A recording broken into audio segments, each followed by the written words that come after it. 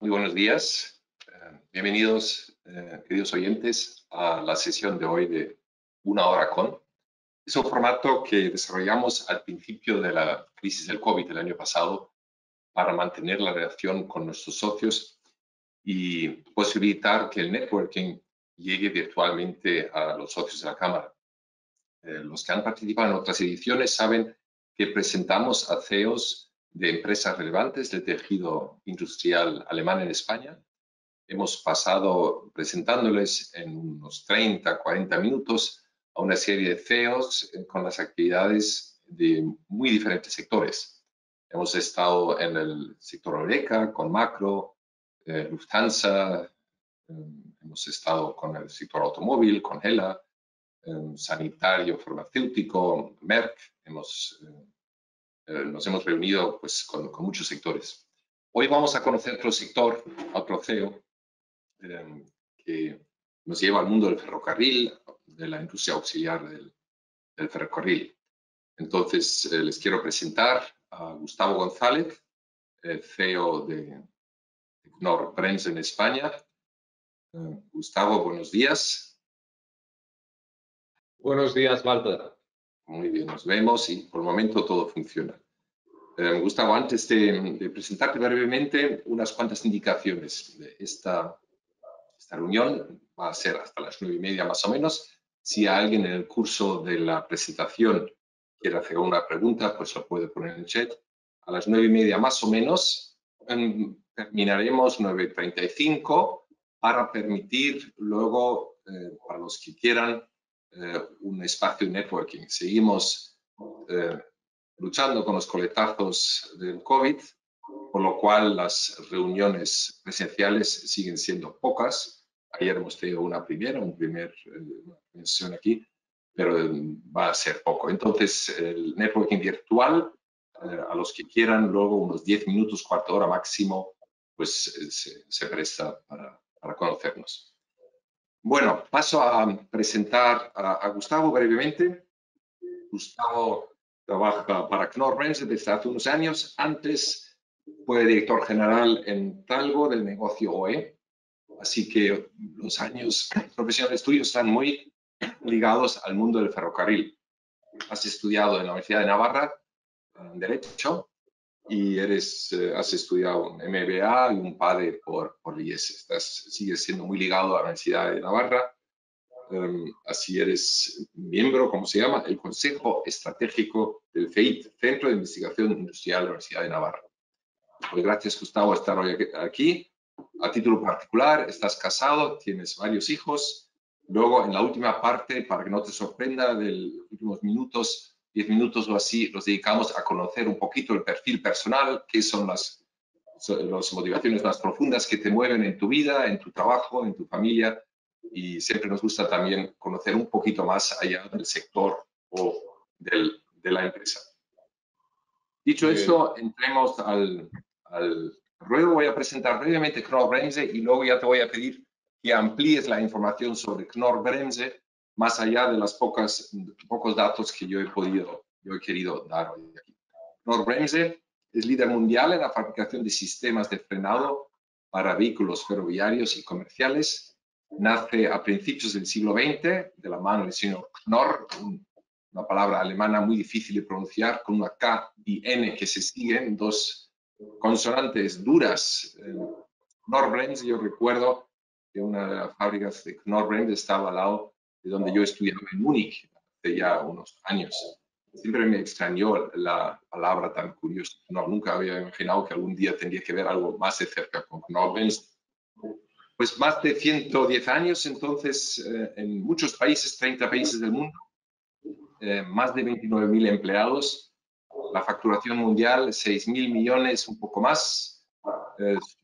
Supongo, y ya nos lo comentarás, que el año del COVID también ha tenido su reflejo en las cuentas del Grupo Mundial.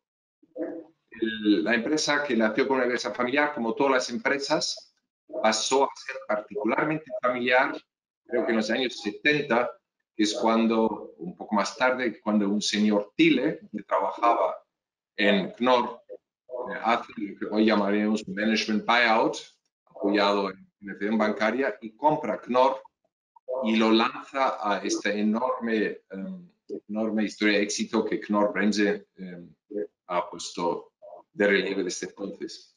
El señor Thiele es conocido por muchos en Alemania, era un hombre más bien discreto y fue una persona que apareció en la primera página de periódicos el año pasado cuando entró fuertemente Lufthansa.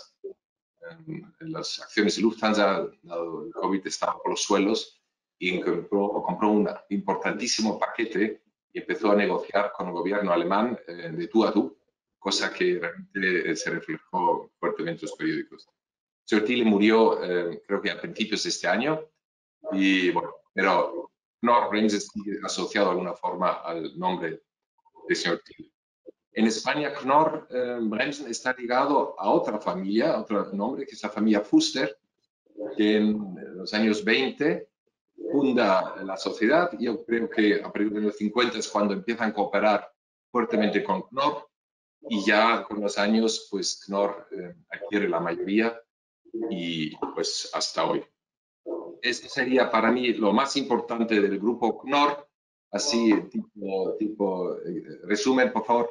Complemento un poquito porque seguramente hay muchas cosas que se me han quedado en tintero que son relevantes. Y luego ya hablamos concretamente sobre Knorr España, dónde estáis en concreto, más allá de ventaja, que es lo que yo conozco, pero entiendo que estáis en varios sitios.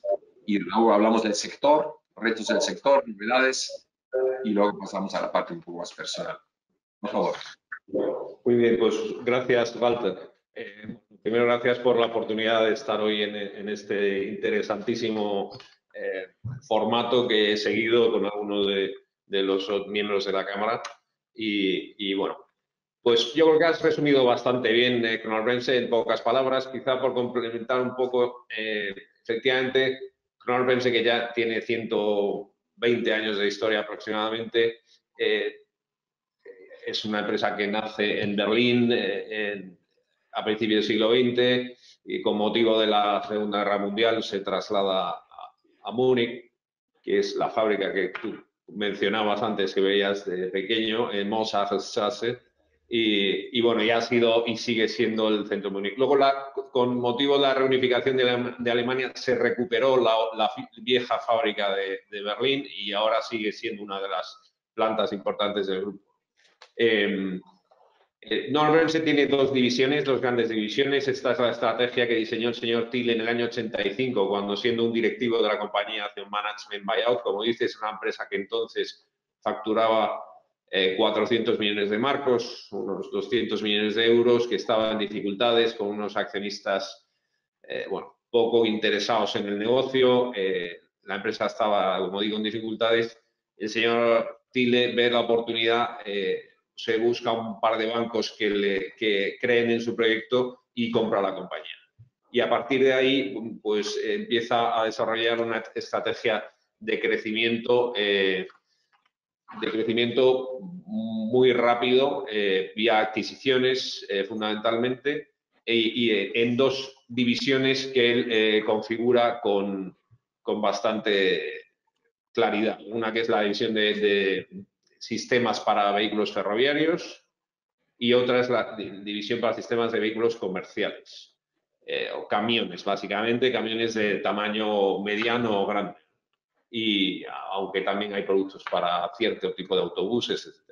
En ambas divisiones el sistema principal es el sistema de frenado, que es un sistema complejo. Para el que no conozca detalles, pues el sistema de frenado se compone de varios subsistemas a la vez, en frenos neumáticos, que son la inmensa mayoría en ferrocarril, y también en camiones, pues hay un módulo de producción de aire que genera ese aire, digamos, comprimido, que es el que hace actuar el freno. Hay un sistema de control de freno donde hay elementos de electrónica, hay software y hay electromecanismos que hacen que actúe el freno de una manera o de otra en función de la demanda de freno y de la manera de conducir del conductor o del maquinista en el caso de un tren, y luego la actuación del freno, donde están las pinzas, los discos, los elementos de fricción, o sea, las guarniciones de freno, lo que llamamos en automóvil la pastilla de freno, y los sistemas de detección de deslizamiento y control de antideslizamiento, control de estabilidad, etc. Estas dos divisiones han crecido de manera paralela durante los años hasta ser líderes ambas en su mercado a nivel mundial, con una cuota de mercado aproximadamente del 50% en ambas. Bueno, y son dos divisiones que le dan una particular robustez al modelo de negocio del grupo, porque son casi contracíclicas, ¿no? Como sabemos, cuando vienen las crisis económicas, el transporte por camión pues sufre enseguida, es un termómetro muy claro de las crisis, la producción de vehículos comerciales y tal. Sin embargo, el ferrocarril pues es un sector particularmente resistente en épocas de crisis. Es más, a veces pues, las inversiones públicas de los gobiernos para contrarrestar las crisis económicas, pues muchas veces se dirigen al ferrocarril, como es el caso ahora mismo. De tal manera que ese modelo pues, ha demostrado durante las distintas crisis que se han pasado en las últimas décadas que es un modelo particularmente robusto y resistente. De ahí luego se ha ido avanzando otros subsistemas de a bordo, tanto en camiones como en ferrocarril. Yo la división ferrocarril es la que conozco más, lógicamente, porque en España la presencia de Equinor es sobre todo en el negocio ferrocarril. En España no hay grandes fabricantes de camiones apenas y nosotros seguimos a nuestros clientes.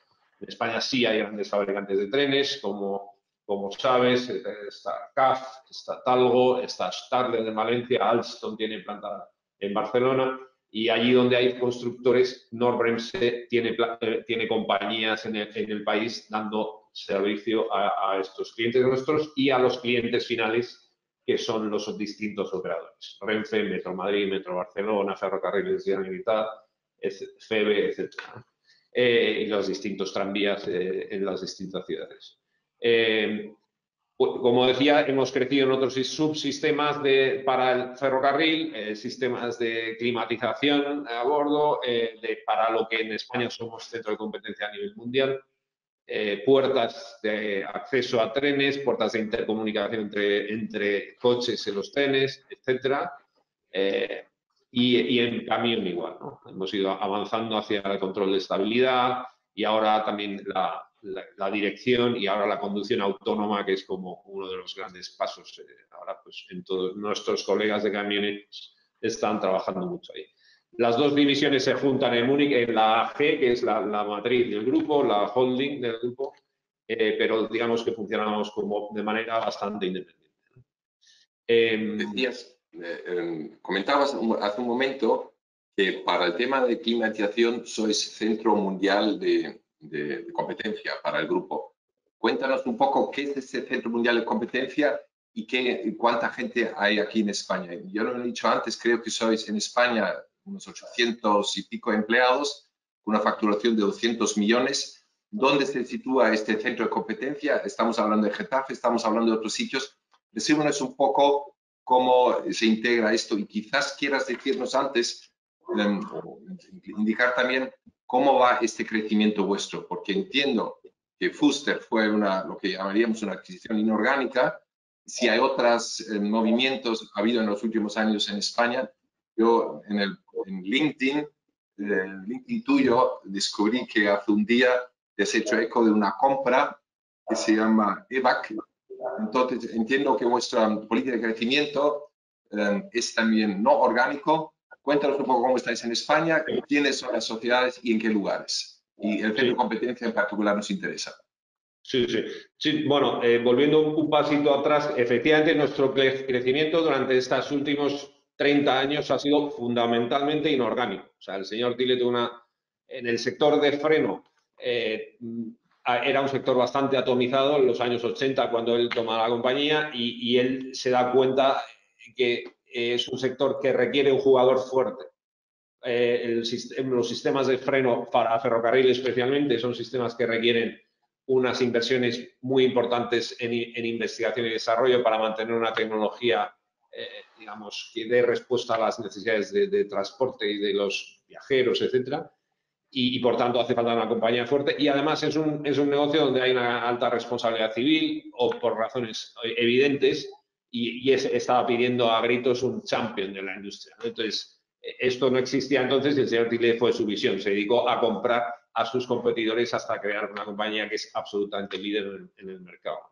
Y esto luego, como decía, una vez que en el freno hemos crecido y seguimos creciendo orgánicamente, hemos desarrollado mucho el negocio postventa, etcétera, pero el siguiente crecimiento pasa por ir a otros sistemas, ¿no? El sistema de climatización es uno de ellos, ¿no?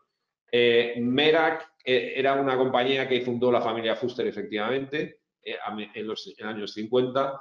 Ya habían creado Sociedad Española de Frenos en los años 20 y esta ya venía siendo un colaborador estrecho de Knorr hasta que Knorr compra totalmente en distintas etapas a la familia Fuster, Sociedad Española de Frenos, pero Merak, que se constituyó en los años 50, también la adquiere Knorr en el año 95. Perdón, 2005.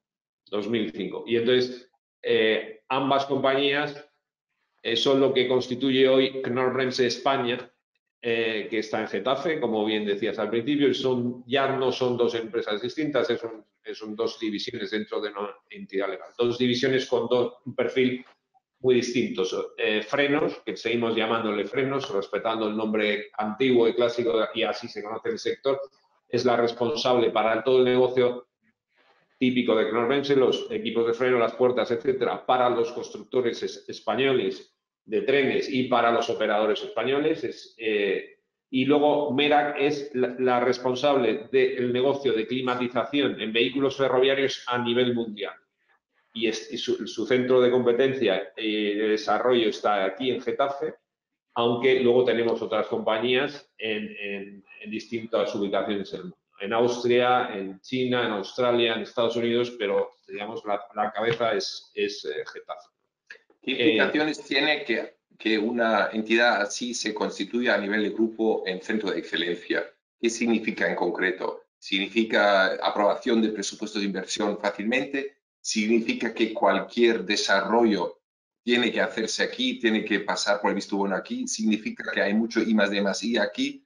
En fin, ¿cuál es la implicación concreta de tener este Significa tipo? casi todo lo que has dicho, pero básicamente aquí se diseña la estrategia tanto de producto y se dirige todo el esfuerzo de I+D a nivel mundial y se coordina de tal manera que haya recursos compartidos entre las distintas ubicaciones en el mundo, donde también hay equipos de ingeniería, pero se trata de que trabajen con los mismos estándares, con las mismas librerías, con los mismos principios de diseño y buscando siempre la sinergia y la modularidad de los equipos, etcétera.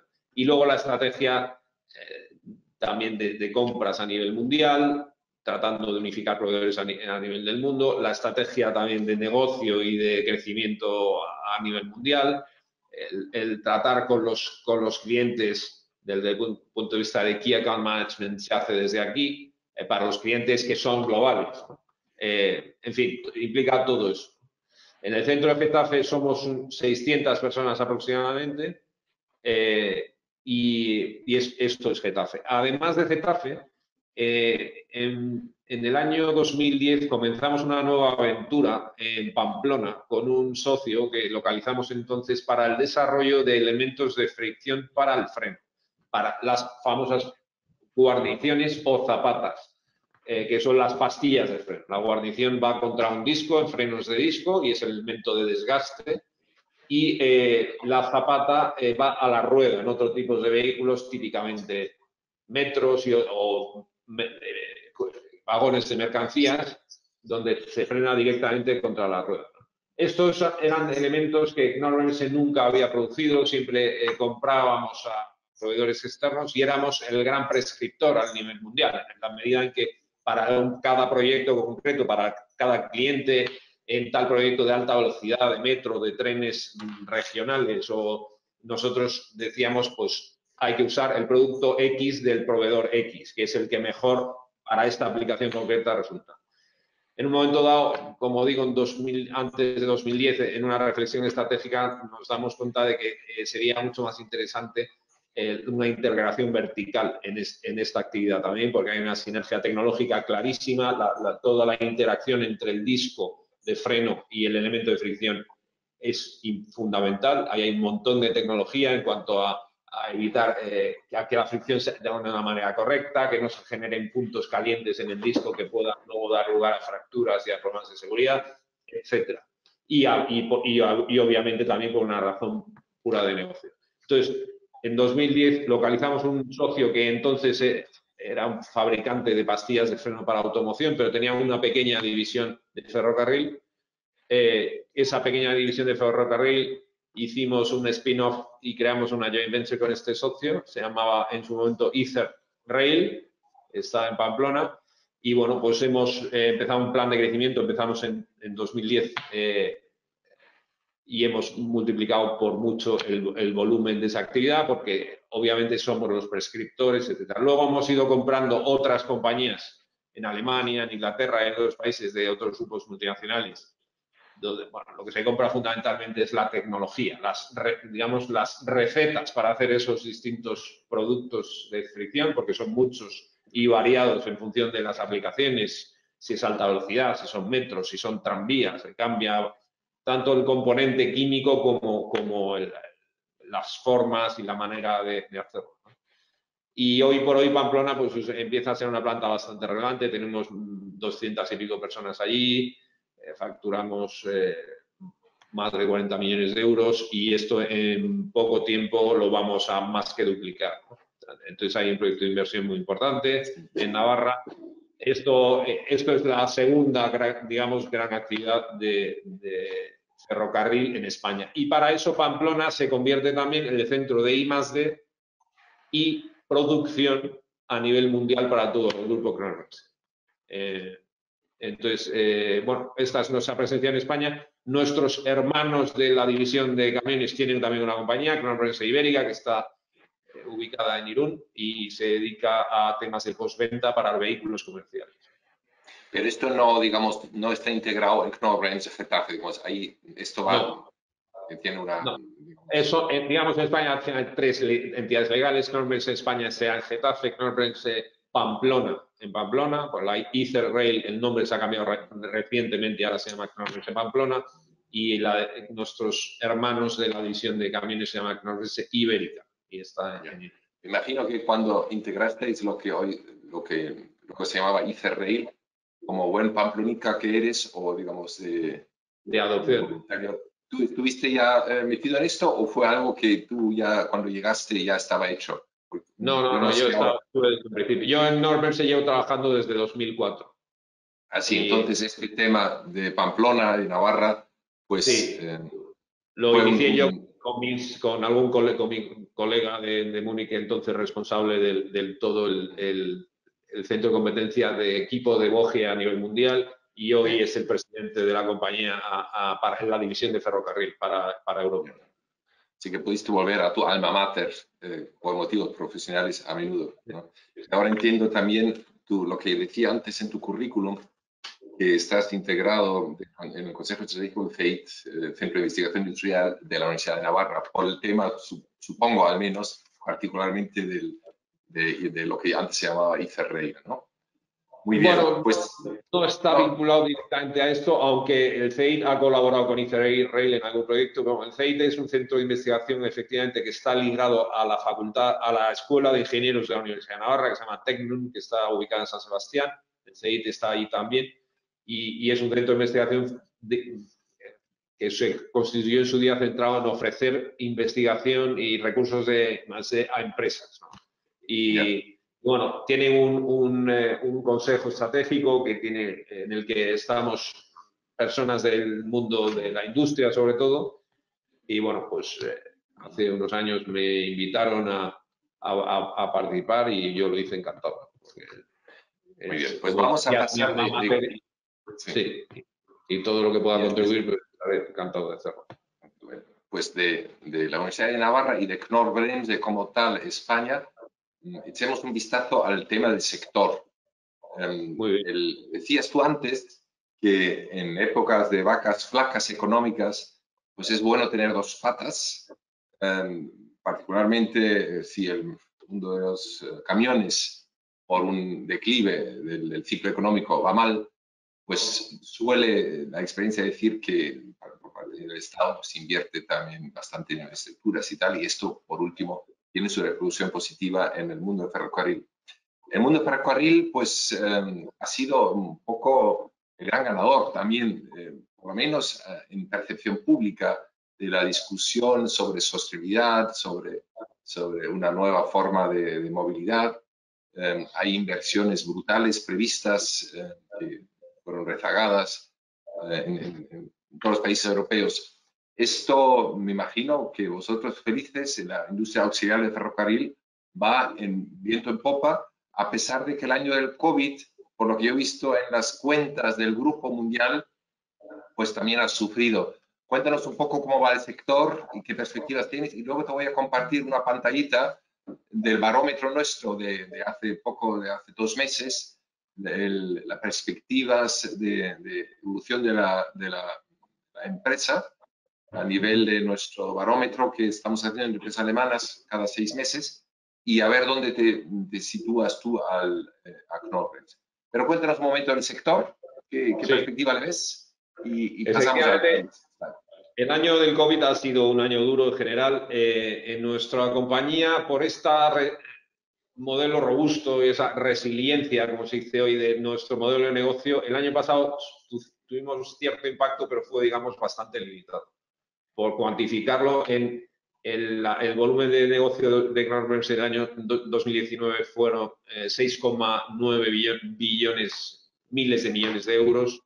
El año pasado, en 2020, ha sido 6,12. La caída fue especialmente en el sector, en la división de camión, de vehículos comerciales, y la parte de ferrocarril aguantó bastante bien. Lo que ha ocurrido en el ferrocarril, y esto lo seguimos viendo aún este año, en 2020, es que todo el negocio nuevo de nuevos proyectos sigue viento en popa en general, porque hay un montón de proyectos ferroviarios a nivel mundial. Antes ya de todos estos nuevos fondos que vienen, ha habido una cierta explosión de demanda en nuevos proyectos ferroviarios en Europa, pero también yo creía en casi todos los continentes, y eso va muy bien. Sin embargo, el impacto inmediato del COVID es que la gente se queda en casa y empiezan a no circular, por supuesto, los coches, pero también los trenes. Sobre todo en recorridos más de larga distancia o intercity o distancias medias, ¿no? Esto lo sabemos todos, lo hemos experimentado. Cualquiera que vea los horarios de los AVEs o de regionales de cercanía en 2019 y aún en 2020 y aún a día de hoy verá que hay muchísimas menos frecuencias, evidentemente, que antes del COVID. No tanto en el ferrocarril urbano, los metros, etcétera, han seguido circulando con muchos menos viajeros, pero como se trataba de también que hubiera más distancia entre personas y no sé, pues también se respetaron el número de circulaciones con la idea de que las personas que fueran, que sí se movieran, que se movieran con medidas de seguridad. Entonces, en esa parte de metros se ha notado mucho menos. Por lo tanto, cierto impacto en el negocio de postventa, pero digamos un impacto limitado. Lo que vemos a partir de ahora, como bien decías, es que todo este esfuerzo de fondos de reconstrucción tras la pandemia, a nivel, sobre todo me voy a referir de la Unión Europea, todos los fondos Next Generation, hay una parte, un componente muy importante en el tema de movilidad, digitalización, etcétera. Entonces, el Green Transportation, tanto en e-mobility, autobuses eléctricos, etcétera, y la parte de ferrocarril, se llevan una parte bastante sustancial de esos fondos, ¿no? De hecho, en los planes de los distintos países de la Unión que han ido planteando, pues si cogemos los planes que ya se han presentado de reconstrucción post-COVID, de los 22 países que ya lo han hecho, suman más de 45.000 millones de euros solo a ferrocarril. Todavía quedan 9 países más por presentar sus planes y seguramente llevarán una proporción similar de ferrocarril. Con lo cual es fácil que al final sean más de 60.000 millones de euros en ferrocarril. Bueno, esto evidentemente se traduce en más infraestructuras, más trenes y también más negocio, lógicamente, para los fabricantes de subsistemas para el ferrocarril en el futuro. Pues me refería antes al barómetro nuestro, y para nuestra sorpresa las expectativas de las empresas asociadas nuestras, industriales, sobre todo el 60% de ellas son industriales, entonces también es verdad que una perspectiva muy sesgada, porque probablemente otros sectores no darían la misma respuesta. Son extremadamente optimistas a corto plazo de 12 meses y a medio plazo también. Me gustaría compartir en este programa ahora contigo una pantalla que veo que a mí como no soy organizador, no tengo ahora la posibilidad. Espero que María Antonia, que está ahí en la cocina, sí. Gracias, Ahí María está. Antonia, nos comparte eso. Aquí a los espectadores y a Gustavo, mira, esto es una de los slides de nuestro barómetro de hace un mes y veremos ahí la comparación de 3 barómetros seguidos. La del abajo del todo, que hicimos en primavera de 2020, nada más estallar la crisis del COVID en marzo-abril, el 71% veía obviamente una perspectiva negativa para el desarrollo de su empresa en los 12 meses. Ya en otoño, en la segunda o tercera ola, estábamos todos pues muy mal, ya se sabía que España iba a caer fácilmente un 10% en el PIB y tal y cual. Ya las empresas comentaban, veían que una de 4 y solamente ya veía que empeoraba, el 40 ya mejoraba, y ya de hace un mes o así, digamos, las perspectivas son francamente buenas. Si vemos la situación actual, María Antonia, si nos ves de entonces, vemos también que la situación actual no es tan mala. María Antonia, ¿nos puedes poner la primera página también, si puede ser? Gracias. La situación económica actual, digamos, ya no es nada mala. Vemos en primavera que buena o satisfactoria, casi el 90% la considera situación, y mira que estamos todavía en época de problemas aparentemente, pero ya casi el 90% la considera buena y satisfactoria. Pero sobre esta base razonablemente buena, vemos que por ejemplo, los 12 meses, y volvemos a la otra slide, pues todavía más optimismo. Y ahora no cojo la de medio plazo, que son como 5 años. Antonia, ¿puedes volver a cambiar a la otra? Y ya nos despedimos. Vemos que sobre esta situación buena actual, todavía vemos potencial de bastante mejora en los próximos 12 meses. Así que el 90% dice que mejora más. Vosotros, Gustavo, desde el sector auxiliar del ferrocarril, en concreto Knorr-Bremse, ¿dónde te sitúas? ¿En la zona azul, la de azul celeste? Obviamente no la roja por todo lo que has dicho. ¿Y en qué parte, digamos, en qué espectro de ahí? ¿Mejorará mucho? ¿Mejora algo? ¿Más o menos? ¿En qué percentil te sitúas tú?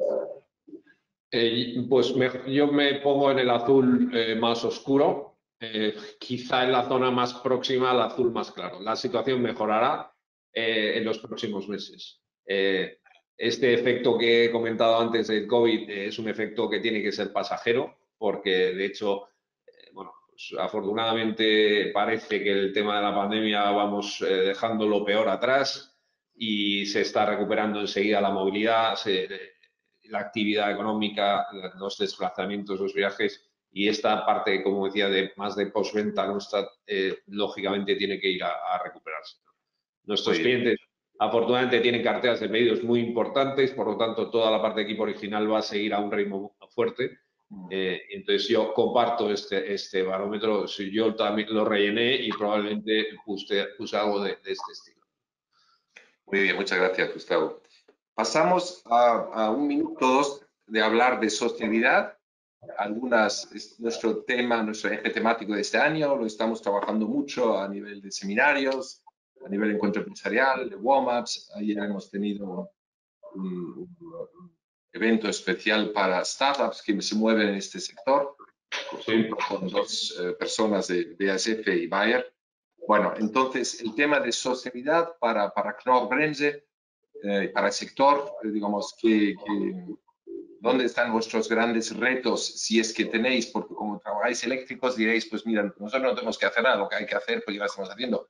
Los trenes mucho menos energía no van a gastar y además como es eléctrica, en mayor parte, pues tampoco tenemos tanto que hacer. Pero por otro lado, hablamos de trenes con hidrógeno. Cuéntanos un poco y sitúanos un poco para vuestro sector. Bueno, nosotros la verdad es que tenemos la suerte de que nuestro negocio se está muy bien encuadrado dentro de las mega trends del tema de, bueno, que estamos viendo de movilidad, el tema del eco-friendly a nivel mundial. El transporte por ferrocarril es claramente una vía de conseguir todo eso.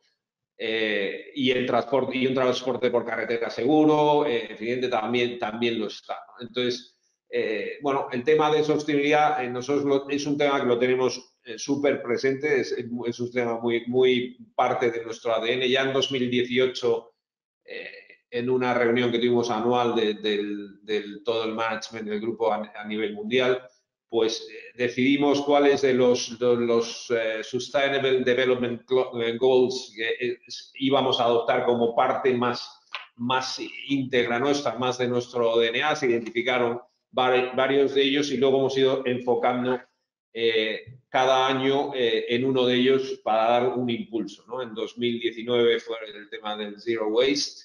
Nosotros, como mencionabas al principio, ahí el dato que has dado personal era solo para la parte de Europa. Somos más de 30.000 personas a nivel mundial y tenemos 100 compañías en el mundo, de las cuales 80 son plantas de producción. Nosotros tenemos un reto de sostenibilidad de ir al tema cero waste en nuestras propias operaciones. Tenemos que tener unas operaciones ejemplares, totalmente limpias, totalmente respetuosas con el medio ambiente, y ahí se está invirtiendo mucho dinero, muchos recursos y mucho esfuerzo. El año pasado, 2020, fue el año del Climate Action. Knorr-Bremse tiene un objetivo de reducir las emisiones de CO2 al 50% hasta 2030, y ya este año 2021 vamos a alcanzar la neutralidad climática, obviamente usando vehículos de compensación de emisiones, pero ya este año podemos decir que la neutralidad climática la tenemos, ¿no? Bueno, todo esto en el área de medio ambiente. Luego en temas más dentro del ESG, los temas más sociales de empleados, tenemos un montón también encuadrado en las iniciativas de los Sustainable Development Goals, temas de igualdad, temas de diversidad. Hay varios programas en el grupo que se lanzan en este área. Todo el tema de el Conflict Minerals Policy, tenemos el código de conducta para todos los proveedores que trabajan con Knorr-Bremse a nivel mundial. Es un absoluto requisito para trabajar con Knorr, respetando todo este tipo de cosas. Son parte de nuestros contratos con los proveedores. Y luego en la tercera pata, digamos, que es la del gobierno corporativo, bueno, pues el tema del esfuerzo en el tema de cumplimiento. Los propios ESGs son ya desde este año parte de los targets personales de la alta dirección dentro del grupo Knorr-Bremse. En fin, es sí, un poco, digamos, un vistazo muy general, pero es una parte absolutamente esencial de nuestro ADN ahora como compañía. Como historial que tú decías, se nota que no es un tema de moda, que parece ser que este último año hasta la Cámara Alemana lo ha descubierto como eje temático. Vosotros lleváis muchísimo tiempo trabajando en serio sobre eso. Eso, digamos, da confianza y da perspectiva al asunto. Muy bien, pues pasamos a nuestros últimos puntos. El último es una cuestión, una pregunta que suelo hacer a los CEOs, y suponiendo que nos está escuchando Moncloa o el señor de Rocha o la ministra de Industria y quiere recabar consejos del mundo de la industria de qué es lo que debería hacer el gobierno y lo que no debería. Do and don'ts. No te voy a pedir ahora una proclama política, pero si pudieras darle un consejo positivo, hacer esto, y uno negativo, dejar de hacer esto, en cuanto a competitividad del país respecto a otros países. Estáis en tantos países, tenéis tantas sociedades, 80, me creo que has dicho, 30 países. Yo creo que también se lucha siempre para que una inversión caiga en tu país y no en uno de los otros países. Entonces la política tiene ahí su rol. quizás a veces se sobredimensione el rol de la política para decidir la actividad de un país, pero ciertamente es importante. Danos un to-do y un don't. Uno, si se te ocurre alguno. Bueno, yo creo que sin querer, digamos, humildemente y con todo el respeto, por supuesto, a los gobernantes y tal, pero yo creo que es un mensaje para mí clave es centrarse en lo importante y no distraerse con temas que importan muy poco a la mayoría de los españoles y sobre todo a la mayoría de las empresas en España. Y esto, que parece una obviedad, pues no, me creo que no es lo que está ocurriendo. Entonces, tenemos una situación muy delicada como país. España es un país que ha sido extremadamente vulnerable a esta crisis del COVID. Yo diría el país más vulnerable que se me ocurre a la COVID por nuestro modelo de economía, etcétera. Y tenemos un reto enorme por delante de reconstrucción de este país, de reconstrucción de la economía, bueno, recuperar tanta gente que ha quedado en una situación muy difícil con todo esto. Y yo creo que hay que centrarse mucho en esto, ¿no? Y en el que es el objetivo prioritario y no de centrar esfuerzos, como ya hemos visto, en temas que son un poco, digamos, exóticos o un poco, no quiero calificarlos más, ¿no?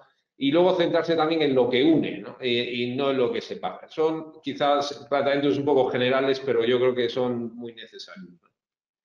Priorizar adecuadamente. Sí. En cuanto a los don'ts, yo ahí sí que voy a ser mucho más concreto. Yo creo que hay dos temas que convendría no tocar. Y es, independiente de consideraciones políticas que no me interesan nada y de distintos partidos, etcétera, pero hay una obviedad, yo creo, para cualquier directivo o cualquier empresario en España, es que la reforma laboral ha funcionado y ha ayudado a ser más flexibles, a generar empleo. No toquéis la reforma laboral. No la toquéis. Sería un paso atrás que nos restaría flexibilidad, nos llevaría a no ser capaces de recuperarnos como queremos recuperarnos. Por supuesto, siempre se puede retocar algún aspecto concreto, tipo de contratos, etcétera. Pero como paquete de medidas, yo creo que ha demostrado ser muy útil, ¿no? Para las empresas españolas y para los trabajadores españoles en último extremo y para los ciudadanos de España. Y la segunda cosa que creo que no hay que tocar es el tema de los convenios de empresa. El convenio de empresa es una herramienta extremadamente útil y para gestionar las compañías con sus empleados, con los representantes de sus trabajadores, buscar modelos que les funcionan a cada compañía en sus circunstancias y en sus particularidades, de ser flexible, etc. Tratar de imponer convenios sectoriales que se negocian, bueno, a nivel general y con personas que pueden tener otros intereses y tal, yo creo que sería atar de manos a las empresas, a los propios empleados de las empresas, a los representantes de los trabajadores y quitar mucha flexibilidad y quitar esa capacidad de maniobra y de trabajar con cierta libertad. Y sería malo para los trabajadores y malo para las compañías. Pues es un tema, el segundo, que se refleja claramente también en nuestras encuestas. Una vez el derecho laboral, que es uno de los elementos, factores de competitividad que preguntamos, preocupación por él en franca subida, y en segundo lugar la seguridad jurídica, que viene muy unida a estos cambios repentinos de modelos. No puedo más que ratificar por nuestros barómetros y las conversaciones que llevo esta preocupación, esta priorización. Pues nos quedan 3-4 minutos para la parte un poco más personal, porque bueno, hemos conocido un poco el sector, con Orbrense, la historia, donde vais, perspectivas de futuro. Nos gustaría, a la gente le gustaría conocer un poquito más también de Gustavo González. Cuando empezamos este tipo de conversaciones hace un año, en medio del COVID, pues era fácil decir, mira, todos nos hemos ido enfrentando a situaciones absolutamente inesperadas, con enfermedades, siendo confinados en casa, estar con la familia horas y horas que no, muchos de los que son interlocutores aquí nunca lo han estado. Hasta han muerto personas cercanas que no se esperaba que se murieran, o hemos visto imágenes pues muy impresionantes. Esto en muchos ha suscitado un proceso de reflexión sobre lo que realmente vale en la vida y lo que no es tan importante, que siendo importante, pero lo que decías antes en términos económicos, hay que saber priorizar qué es exótico y qué es esencial, ¿no? para que funcionemos. Para ti, a nivel de tu vida, ¿cuáles son los hitos? Yo no lo referí, ya a estas alturas de mayo del 2021, ya no lo referiría solamente al año del COVID, sino de forma más general. ¿Cuáles son tus valores más importantes que probablemente se reflejen en tu gestión diaria con la empresa, proveedores, clientes? Cuéntanos un poco unas pinceladas. Muy bien. Pues, a ver, efectivamente, toda esta pandemia yo creo que ha sido una oportunidad para reflexionar sobre todo esto, ¿no? La vulnerabilidad que tenemos, ¿no? Como personas, que a veces se nos olvida, el darnos cuenta de bueno, que cualquier cosa puede ocurrir y que no estábamos acostumbrados, pero es así, ¿no? Y viene y en un día, en 2 días pone patas arriba nuestro trabajo, nuestra actividad económica, nuestro país, nuestras relaciones sociales, incluso nuestra vida. Y hemos visto cómo personas, incluso personas jóvenes, se han ido en muy pocos días, ¿no? De una manera absolutamente imprevista. Yo tengo algún amigo, algún familiar, no inmediatamente directo, y bueno, esto es una especie como de llamar a la atención, ¿no? Es decir, que a mí, bueno, pues creo que está bien que nos recuerde que aquí estamos de paso. Y esto, bueno, podemos estar unos años, unas décadas más, bueno, lo que Dios quiera, ¿no? Pero estamos de paso. Y yo creo que esto ayuda a la reflexión. Y yo personalmente me ha ayudado y estoy seguro que a muchísima más gente. Lo he visto a mi alrededor. He visto una especie de un montón de amigos, de colegas de trabajo, de conocidos, bueno, pues que de repente se abren a otras perspectivas como mucho más amplias que en el día a día de nuestra actividad, cuando está todo va bien o cuando no, aparentemente no tenemos riesgos, pues no reflexionamos tanto, ¿no? Entonces, bueno, pues ya digo, primera conclusión, volver a darnos cuenta de que aquí estamos de paso y esto no es el fin, ¿no? Entonces, yo soy una persona creyente, para mí la primera prioridad, y ahora especialmente después de este periodo, es mi relación con Dios. La siguiente y muy cercana, porque al final somos una única persona y no tenemos compartimentos, ¿vale? Es mi familia, mi mujer y mis 6 hijos. Yo tengo 6 hijos. Por cierto, el COVID pues fue como decías antes, una oportunidad de volver, de juntarnos otra vez. Yo tengo, de los 6, 2 son jóvenes profesionales, 2 son estudiantes en la universidad que estudian en Navarra y 2 están todavía en el colegio. Bueno, pues fue un repliegue familiar, todos volvieron a casa y estuvimos pasando esos meses de confinamiento duro, pues muy unidos, ¿no? 8 personas trabajando online, unos en sus estudios, sus clases, otros en su trabajo profesional, otros en sus colegios online. Yo les decía, demos gracias a Telefónica y a su estrategia de estos últimos años de extender una red de fibra óptica que nos permite a 8 personas en casa estar colgados haciendo calls, etcétera, y funcionando, pero en fin, así como anécdota, mi casa parecía un coworking. Pero bueno, pues esto, la familia y la trascendencia, ¿no? La relación con Dios para los que somos creyentes. Y luego, bueno, por supuesto, el trabajo y las relaciones sociales, que también es parte integrante de nuestra vida. Y son como los 3 pilares que una persona tiene que tener de una manera equilibrada, ¿no? Yo creo que si una de estos 3 pilares del taburete, digamos, nos olvidamos de él, al final nos acabamos cayendo como personas. Yo creo que hay que cuidarlos los 3 y los 3 además tienen relación entre ellos. Y bueno, en relación con lo que también comentabas antes, pues esa reflexión y esa darnos cuenta de para qué estamos aquí, pues tiene que tener implicaciones en cómo trabajamos y cómo nos relacionamos con las demás personas, en la empresa, en fin, yo creo que también nos ayuda un proceso como el que hemos vivido a ser un poco más humanos, a centrarnos más en las personas como personas que colaboran con nosotros, sus angustias, sus preocupaciones, su dolor, porque hemos tenido que convivir con el dolor de compañeros de trabajo y estar más abiertos y más sensibles a eso, ¿no? Somos colegas de trabajo, estamos trabajando juntos para sacar unos objetivos empresariales adelante, pero sobre todo somos personas, ¿no? Y si creemos, no solo somos personas, somos hijos de Dios y entonces ese cuidado por el de al lado, yo creo que es un tema que sería un buen take-out de esta pandemia. Pues a propósito de check-out, casi estamos ya en el check-out. El último tema que has tocado, el tener más conciencia para el otro que te hemos hablado, es una realidad pues muy presente, ¿no? En la fe que yo comparto, por cierto, contigo.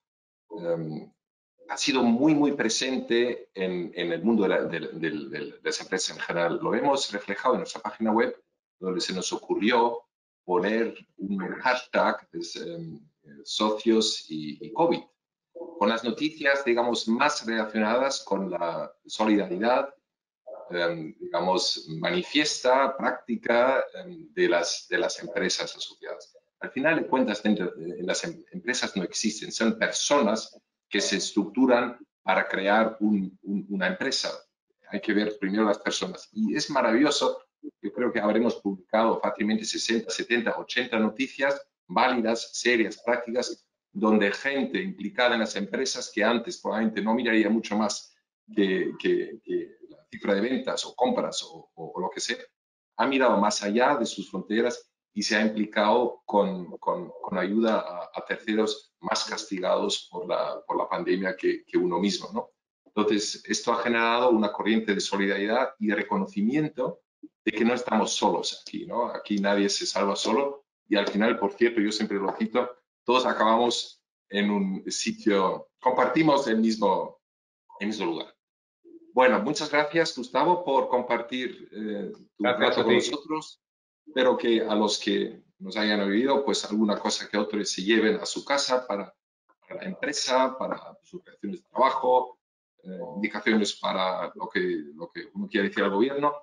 Gustavo, voy a presentar brevemente los próximos 2, 3 cursos que vamos a tener. A ti te descolgamos aquí. Muchísimas gracias. Si tienes ganas y tiempo de entrar en el networking, bien. Y si no, estás despedido. Muchísimas gracias y hasta pronto. Muchas gracias a vosotros. Un abrazo. A ti, Gustavo. Bueno, me toca presentar brevemente el 14 de junio, un lunes, tenemos Asamblea General Unidad de Socios en Madrid. Están todos los que estáis en Madrid, sobre todo, muy invitados. Intentaremos que sea híbrida, que la gente que se enganche a distancia pueda asistir también. Va a ser 1 hora y media escasa. Y luego, pues, los que estén en Madrid podrán compartir una cerveza con estrictos protocolos de COVID en el patio, así que vamos a tener sitio, estamos al aire libre, y una cerveza, un vino alemán y otras cosas para el apetito. El 16 y 17 de junio tenemos el curso online de Sales Controlling y el 23 de junio tenemos una próxima edición de lo que hemos oído hoy, la hora con Raúl Sanguino, en este caso, CEO de TÜV Süd España. La inscripción está abierta, lo ven ahí abajo, hk.es/eventos. Creo que todos han recibido un link para asistir al networking virtual, si quieren engancharse ahora. Nada más, lo que dicen aquí, yo no debo cerrarlo para que no se vaya el link. Pues muchas gracias por el rato que han prestado atención, gracias por la fidelidad a la Cámara Alemana y espero que haya sido útil. Un saludo.